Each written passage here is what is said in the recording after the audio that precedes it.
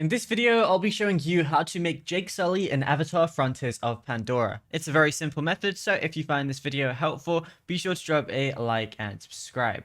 Now, to make Jake Sully in avatar frontis of Pandora, you have two options using the official cosmetic pack released alongside the 2025 movie expansion, or you can use the base character to mimic his look. So obviously, I'm on the base character right now. What you can do is if you get the starter pack, you get a full character override, which is literally a complete skin, which is a replica of Jake Sully from the films. So once you purchase or download it, you can go to a changing place and select cosmetics and then apply the Jake Sully override.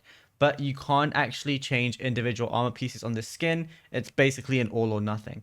And then if you want to build a Jake Sully skin without actually spending any money, what you're going to have to do is go to your face, and the best thing to do is go for the face preset 10, which has the most masculine and prominent jawline.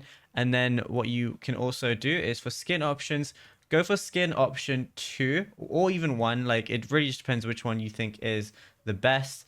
And yeah, after that, you should be good to go. Change your eye color to yellow or gold. So I'll go back right now and we can go ahead and do that.